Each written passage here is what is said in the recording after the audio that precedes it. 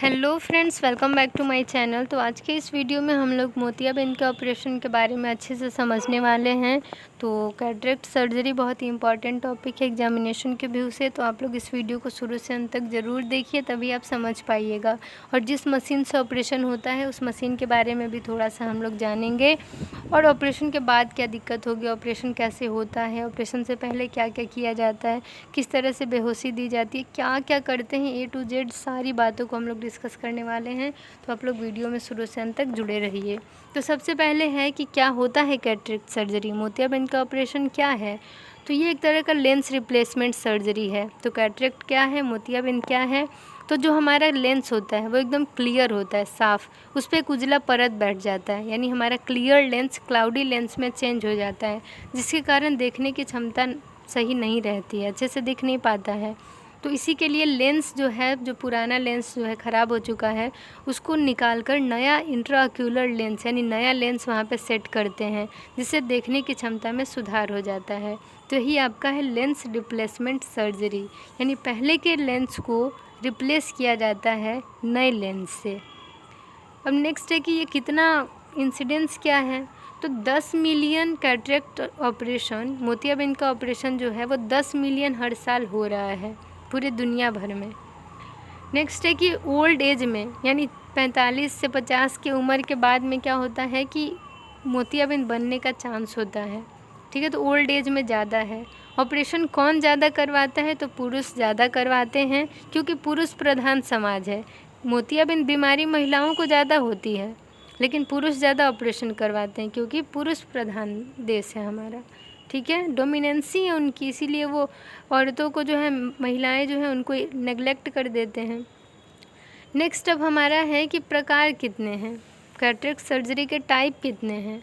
तो पहला है ICCE, intra capsular cataract extraction. दूसरा है आपका ECCE, यानी एक्स्ट्रा कैप्सूलर कैटरेक्ट एक्सट्रैक्शन। एक है आपका फैको इमल्सिफिकेशन, और एक होता है MISCE, manual small incision cataract extraction, MSICE। ठीक है, और आपका एक होता है स्मॉल इंसिजन कैटरेक्ट एक्सट्रैक्शन। तो ये सारे कुछ ऑपरेशन के नाम हैं। अब हम लोग समझते हैं कि फैको इमल्सिफिकेशन होता क्या है। फैको इमल्सिफिकेशन एक तरह की टेक्निक है जिससे कि मोतियाबिंद का ऑपरेशन किया जाता है। इसमें फैको मशीन का यूज किया जाता है, जिसमें कि क्या है, all phaco machines consists of a computer to generate electric signal and a transducer to turn this signal into mechanical energy. Phaco machine computer is known as console. Emulsate is broken part of lens known as fragments. ठीक है, यानी छोटे छोटे टुकड़े जो होते हैं lens के, उसको इमल्सेट कहते हैं। तो फैको मशीन क्या है, उसमें कंप्यूटर होता है जिसे कंसोल के नाम से जानते हैं। वो क्या करता है, तो इलेक्ट्रिक सिग्नल जनरेट करेगा, और इसमें एक ट्रांसड्यूसर होता है जो कि इलेक्ट्रिक सिग्नल को मैकेनिकल सिग्नल में चेंज करता है, यानी मैकेनिकल एनर्जी में चेंज कर देता है। इस मैकेनिकल एनर्जी का यूज किस लिए करते हैं, the energy thus produced is pass through a hollow needle and is controlled within the eye to emulsify the lens. Once stirred into emulsate, fluidic system remove the emulsate. Emulsate मैंने बताया कि ये जो lens से पहले का जो ख़राब हो गया है उसे तोड़ तोड़ कर निकाला जाता है। तो क्या होता है, मैकेनिकल एनर्जी बन गया। अब उस एनर्जी का एक प्रोब होता है, हैंड पीस जिसे कह सकते हैं, उसके टिप पे एनर्जी प्रोड्यूस हुई है, तो उस टिप के हेल्प से लेंस को तोड़ा जाता है आँख में। लेंस तो तोड़ देते हैं, तो इसके लिए क्या होता है, एक फ्लूइडिक सिस्टम होता है, इरिगेशन एंड एस्पिरेशन होता है। एक तरफ से पानी डालेंगे, फ्लूइड डालेंगे आँख में, दूसरे तरह से वो जो लेंस का टुकड़ा है और वो जो पानी है वो निकल जाती है, एस्पिरेट हो जाती है। ठीक है, तो यही आपका प्रिंसिपल है इस मशीन का। अब समझते हैं इसके पार्ट्स यानी कंपोनेंट्स के बारे में। फैको मशीन में 3 पार्ट मेनली होते हैं। एक होता है कंसोल, यानी कंप्यूटर होता है जो कि मशीन के सारे फंक्शन को कंट्रोल करता है। इसमें कुछ सेटिंग्स होते हैं कुछ पैरामीटर्स के लिए, जिसमें आपका पावर है, मोड है, इरिगेशन है, एस्पिरेशन है, फ्लो रेट है, वैक्यूम है। तो ये सब क्या है, ये सब कुछ पैरामीटर्स हैं। याद कर लीजिए, पावर होगा, वैक्यूम होगा, इरिगेशन और एस्पिरेशन होगा, मोड और फ्लो रेट वगैरह होते हैं।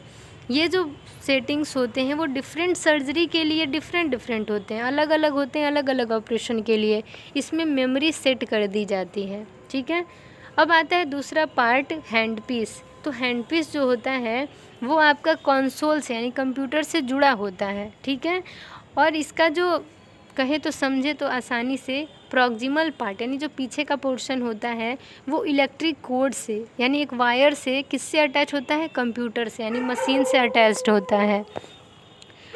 इसमें दो कनेक्शन होते हैं, एक होता है इरिगेशन के लिए, एक इरिगेशन ट्यूबिंग होता है, एक एस्पिरेशन ट्यूबिंग होता है। यानी एक पाइप से आपका पानी आएगा और दूसरे से क्या होगा कि जो भी आपके टुकड़े हैं लेंस के उस पानी के साथ बाहर निकल जाएंगे। ठीक है, अब नेक्स्ट है फुट पैडल। तो फुट पैडल का क्या काम है, तो ये बहुत ही इम्पॉर्टेंट पार्ट है, क्योंकि जैसे घर में आप टीवी चला रहे हैं, फ़ोन चला रहे हैं, उसमें आपका कीपैड है तो उसका जो बटन है वही तो मेन है। टीवी चला रहे हैं घर में तो उसका रिमोट मेन है। उसी तरीके से फैको मशीन के लिए फुट पैडल मेन है, क्योंकि इसी से आप सक्शन इरिगेशन जो भी कर रहे हैं, जो भी एस्पिरेशन इरिगेशन या फिर आप जो है लेंस को तोड़ रहे हैं वो आप इसी के मदद से कर रहे हैं। ठीक है, तो ये बहुत ही इम्पॉर्टेंट पार्ट है। नेक्स्ट है आपका, इसी में आप देखिए यहाँ पे मैंने एक डायग्राम के हेल्प से शो किया है। यहाँ पे ये देखिए पैड पे है, तो अगर आप एक पोर्शन दबा रहे हैं तो उससे इरिगेशन हो रहा है यानी पानी जा रहा है आँख में। दूसरा करेंगे तो वो पानी निकल जाएगा। तीसरा करेंगे फेको पावर, तो उससे क्या हो कि जो लेंस से ख़राब वाला वो छोटे छोटे टुकड़ों में टूट जाता है। ठीक है, तो यही आपका क्या है, फुट पैडल का काम है। नेक्स्ट है प्री ऑपरेटिव केयर। ऑपरेशन से पहले किस तरीके से आपको केयर प्रोवाइड किया जाएगा। तो पहला है वाइटल मॉनिटरिंग, आपका BP, pulse rate, heart rate, respiration rate, आपका जो है ऑक्सीजन सैचुरेशन सब कुछ चेक किया जाएगा, टेम्परेचर भी चेक किया जाएगा। आपका जो है कंसेंट लिया जाता है, ऑपरेशन के बारे में आपको बता के एक लिखित लिया जाता है, आपसे साइन करवाया जाता है। आपका जो है खून का जांच करवाया जाता है, सारे ब्लड इन्वेस्टिगेशन कराए जाते हैं। आपको दवा दिया जाता है, एक होता है कॉर्टिकोस्टेरॉइड जिसमें हाइड्रोकॉर्ड दिया जाता है, और एंटीबायोटिक दिया जाता है आई ड्रॉप। ठीक है, नेक्स्ट है टोनोमेट्री, आपके आई का इंट्राओक्यूलर प्रेशर टेस्ट किया जाता है। नेक्स्ट है रिक्वायरमेंट, ऑपरेशन के लिए क्या क्या ज़रूरत पड़ेगा। तो पहला है सिरिंज, फिर नीडल कैनुला रखना होता है, ग्लव्स रखने होते हैं, आँख को ढकने के लिए आई ड्रैप और कुछ आई पैड रखने होते हैं, फिर है कि इंट्राओक्यूलर लेंस होते हैं, फिर डाई होता है ट्रिपन ब्लू डाई जिससे कि लेंस को हाईलाइट किया जाता है, बैलेंस्ड सॉल्ट सोल्यूशन होता है जिसमें डेक्सट्रोज, बाइकार्बोनेट और ग्लूटाथायोन होता है, ऑप्थेल्मिक विस्को इलास्टिक डिवाइस या फिर कह सकते हैं विस्को इलास्टिक डिवाइस भी होता है जो कि एक थिक फ्लूइड होता है। ठीक है, विस्को कह सकते हैं। अच्छे से सफाई के लिए स्क्रबिंग के लिए बीटाडीन ले लेते हैं। एनेस्थीसिया कौन सा दिया जाता है, तो लोकल एनेस्थीसिया दिया जाता है या टॉपिकल एनेस्थीसिया दिया जाता है। और ये जो इंजेक्शन होता है वो पेरी बल्बर स्पेस में दिया जाता है। ठीक है, तो आप समझ गए कि जो लिग्नोकेन यानी लोकल एनेस्थीसिया जो है वो कहाँ दिया जाता है, तो पेरी बल्बर स्पेस में दिया जाता है। अब हमारा नेक्स्ट है कि कौन सा पोजीशन होगा, तो वो है सुपाइन पोजीशन में ऑपरेशन करते हैं, सीधा लिटा के। एनेस्थीसिया आप जान गए कि लोकल और टॉपिकल होता है। इंसीजन 3 होते हैं, क्लियर कॉर्नियल इंसीजन जो कि मेनली फैको मशीन से अगर किया जा रहा है, फैको इमल्सिफिकेशन किया जा रहा है तो आपका उसमें CCI यानी क्लियर कॉर्नियल इंसीजन लगाया जाता है। अगर आपका जो है मैनुअल वाला किया जा रहा है, ठीक है, यानी एक्स्ट्रा कैप्सूलर कैटरेक्ट एक्सट्रैक्शन किया जा रहा है तो उसमें लिम्बल इंसीजन लगाते हैं। स्क्लेरोकॉर्नियल इंसीजन जो है आपका IC यानी इंट्रा कैप्सूलर कैटरेक्ट एक्सट्रैक्शन के लिए लगाया जाता है। लिम्बल इंसीजन और स्क्लेरोकॉर्नियल इंसीजन और क्लियर कॉर्नियल इंसीजन, 3 इंसीजन के नाम आप जान लीजिए। प्रक्रिया क्या है, प्रोसीजर क्या है ऑपरेशन का, तो सबसे पहले एनेस्थीसिया दिया जाता है, लोकल एनेस्थीसिया। ठीक है, दूसरा पोजीशन बना देंगे, पेंटिंग ड्रैपिंग कर देंगे और माइक्रोस्कोप को सेट कर देंगे। और क्या होता है, क्लियर कॉर्नियल इंसीजन लगा दिए अगर फैको इमल्सिफिकेशन हो रहा है तो। ठीक है, फैको की मदद से हो रहा है तो क्लियर कॉर्नियल इंसीजन यानी CCI इंसीजन लगा देंगे। नेक्स्ट है कि अब कैप्सूल्स को तोड़ना होगा, कैप्सूलोरेक्सिस जिसे कहते हैं। दूसरा स्टेप है कि न्यूक्लियर डिसअसेंबली यानी बैलेंस सॉल्ट सॉल्यूशन के मदद से हाइड्रो डिसेक्शन करना है यानी लेंस को डीअटैच करना है। ठीक है, नेक्स्ट है कि न्यूक्लियस को अब क्या करना है, तोड़ देना है। ठीक है। न्यूक्लियस को इमल्सिफाई कर देना है और उसे एस्पिरेट करना है। फ्लूइडिक सिस्टम होता है, यानी एक तरफ से पानी आएगा, दूसरी तरफ से एस्पिरेट हो जाएगा, यानी बाहर निकल जाएगा। तो जो भी आपने न्यूक्लियस और लेंस तोड़ा है यहाँ पे, वो बाहर निकलते जाएगा। अब जो भी कॉर्टिकल लेंस का पार्ट है, ठीक है, यानी लेंस के पार्ट होते हैं, जैसे कैप्सूल, सब कैप्सूल, कॉर्टिकल, पोलर, न्यूक्लियर, ये सब पार्ट होते हैं। तो क्या हुआ कि आपने न्यूक्लियस तोड़ दिया, लेंस तोड़ दिया, अब कॉर्टिकल लेंस जो है उसको भी तो हटाना है, तो उसको भी अब आप तोड़ दिए और बाहर निकाल दिए, एस्पिरेट कर दिए। अब आपने कॉर्टिकल लेंस को तो तोड़ दिया, अब सब निकाल भी दिया, अब आपको क्या करना है, नया एकदम इंट्राऑक्यूलर लेंस यहाँ पे सेट कर देना है, ठीक है, लेंस इंजेक्टर के मदद से। अब ये तो लग गया। अब उसके बाद वहाँ पे विस्को इलास्टिक डिवाइस लगाते हैं, जिसको विस्को इलास्टिक सब्सटेंस कहते हैं। एक मोटा सा एकदम थिक जो होता है, एक सॉल्यूशन होता है, फ्लूइड होता है, उसको आँख में डाल दिया जाता है, ठीक है, लेंस डीअटैच करने के टाइम। तो अब क्या होता है कि उसको भी तो बाहर निकालना है, आँख में रहेगा तो धुंधला दिखेगा ही, तो इसको भी क्या हुआ कि साफ़ कर देना है, रिमूव कर दिए। अब है कि ज़रूरत है तो टाँके वाके लगा दो वाइक्रिल सूचर से, नहीं तो टाँके लगाने की कोई नीड नहीं होती है। अब क्या है, ड्रेसिंग कर देना है, आईपैड लगा के बढ़िया से अच्छे से ड्रेसिंग कर दिए। अब आपको एक चीज़ याद रखना है कि पोस्टीरियर पार्ट को छोड़ देते हैं ताकि वो लेंस को सपोर्ट करे। अब है कि ये जो फेको इमल्सिफिकेशन है उसका फ़ायदा क्या है, तो इसमें क्या है कि faster healing, good rehabilitation, small incision size, less hospital stay, less corneal complication, less incidence of wound related complication. सबसे पहले तो आपका इन्फेक्शन नहीं होगा क्योंकि छोटा सा इंसिजन लगाया गया है। छोटा इंसिजन लगाया गया तो ज़्यादा हॉस्पिटल में रुकना नहीं है, आउट पेशेंट प्रोसीजर है, जिस दिन ऑपरेशन करवाया उसी दिन चले गए, बहुत ही आसानी से और जल्दी ठीक हो जाता है, ठीक है। आप ये बात याद रखिए। कोई भी कॉर्नियल कॉम्प्लिकेशन, कॉर्निया में कॉम्प्लिकेशन नहीं होगा, वुंड में इन्फेक्शन होने का चांस नहीं होगा, हॉस्पिटल में कम रुकना है, छोटा इंसिजन लगेगा, जल्दी जल्दी ठीक हो जाएगा। नेक्स्ट है कि डिसएडवांटेज क्या है, फ़ायदे हैं तो नुकसान भी है।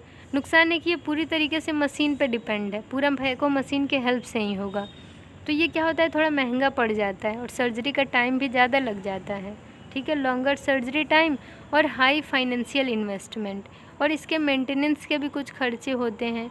तो ये डिसएडवांटेज है कि ये मशीन डिपेंडेंट है और फाइनेंशियली भी इसमें थोड़ा खर्चा लगता है और इसको मेंटेन करने के लिए भी थोड़े खर्चे लगते हैं, ठीक है। पोस्ट ऑपरेटिव कॉम्प्लिकेशन क्या है, तो पोस्टीरियर कैप्सूल रप्चर होने का चांस होता है। जो पोस्टीरियर पार्ट छोड़ा गया था वो हो सकता है बाद में वहाँ पे कुछ स्थिति कॉम्प्लिकेशन क्रिएट कर दे, स्थिति ख़राब कर दे, तो वही होता है कि वो रप्चर हो जाता है तो कॉम्प्लिकेशन हो जाता है। पोस्ट ऑपरेटिव केयर क्या है, ऑपरेशन के बाद किस तरीके से केयर देना होगा मरीज को, तो क्या है कि वाइटल मॉनिटरिंग करते रहेंगे, वो तो नॉर्मल है, हमेशा करते हैं। दवा प्रॉपर देते रहते हैं, ड्रॉप जो भी दिया गया वो डालते रहना है, पूरी तरह से आराम करना है, डायरेक्ट सूरज के प्रकाश के सामने नहीं जाना है, तेज़ लाइट के सामने नहीं जाना है, खान पान सही रखना है, आँख को बचा के रखना है, हो सके तो काला चश्मा लगा के रखिए। क्या सावधानी आपको बरतनी है, तो लगभग 1 से 1.5 महीना आप एकदम आँख को थोड़ा रेस्ट दीजिए। वैसे नीड नहीं होती है लेकिन फिर भी ध्यान देना पड़ता है। रेडिएशन के सामने मत जाइए, धूप में अचानक एकदम नहीं जाइए, खूब लाइट के सामने नहीं जाइए, या फिर खूब अब गाड़ी वगैरह नहीं चलाइए, ड्राइविंग थोड़ा कम करिए, प्रॉपर रेस्ट लीजिए, थोड़ा आराम दीजिए। अब नेक्स्ट है हमारा इंस्ट्रूमेंट सेट, यानी कि कौन कौन से औजार से ऑपरेशन होगा, ठीक है, क्या क्या इंस्ट्रूमेंट सेट लगेंगे। तो इसमें कैनुला रखना होता है, निडल रखना होता है, निडल होल्डर। इसमें क्या है कि सीजर्स रखने होते हैं, dialer, chopper, micro instrument set, lens holding forcep और कैलिब्री रखना होता है, suture tank, superior rectus forcep, superior rectus needle holder, और फिर रेक्टस सीजर रखना होता है, फिर सिंस्की फोर्सेप रखना होता है, टाइंग फोर्सेप रखना होता है, फिर अट्राटा कैप्सुलोरेक्सिस फोर्सेप रखना होता है। तो इसमें कुछ याद रखिए, dialer, chopper, superior rectus forceps, lens repositor, lens holding forceps, tying forceps, needle holder, scissor, ये सब आप याद रखिए। इरिगेशन एंड सक्शन कैनुला भी याद कर लीजिए, ठीक है। नेक्स्ट है कॉम्प्लिकेशन क्या होता है, तो कॉम्प्लिकेशन में क्या है कि बहुत ही अजीब महसूस होगा, डिस्कम्फर्ट लगता है, ठीक है, स्वेलिंग हो सकता है, वहाँ पे आपको जो है थोड़ा सा आपको खिंचाव महसूस हो सकता है, थोड़ा सा इरिटेशन महसूस हो सकता है, आपका जो इंट्राऑक्यूलर प्रेशर, आँख का प्रेशर बढ़ सकता है। नॉर्मल IOP इंट्राऑक्यूलर प्रेशर कितना है, तो 10 से 21 mm ऑफ HG है। अगर 21 से ज़्यादा हो जाता है तो इंट्राऑक्यूलर प्रेशर बढ़ गया है। नेक्स्ट है पोस्टीरियर कैप्सूल टियर हो सकता है, रेटिना डीअटैच हो सकता है, इम्प्लांट जो लगाया गया है वो डिस्प्लेस हो सकता है, यानी अपने जगह से हट सकता है। ठीक है। इंडोप्थेल्माइटिस हो सकता है, यानी आँख के अंदर वाला जो पोर्शन है उसमें इन्फेक्शन हो सकता है, इन्फ्लेमेशन हो सकता है। तो ये सारे कुछ कॉम्प्लिकेशन हैं। तो इसमें क्या क्या है, तो डिस्कम्फर्ट, ब्रीजिंग, स्वेलिंग, इरिटेशन महसूस होगा, IOP बढ़ सकता है, इंडोप्थेल्माइटिस हो सकता है, रेटिनल डिटैचमेंट, फिर आपका जो लेंस है वो डिस्प्लेस हो सकता है, यानी इम्प्लांट डिस्प्लेसमेंट हो सकते हैं, पोस्टीरियर कैप्सूल टियर हो सकता है, रप्चर हो सकता है। तो ये सारे कॉम्प्लिकेशन हैं। तो इस तरीके से इस वीडियो को यहीं पे एंड करते हैं। आई होप आप लोग के लिए ये वीडियो हेल्पफुल हुआ होगा।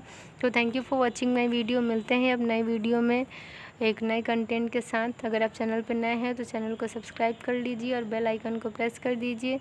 And thank you, bye, take care.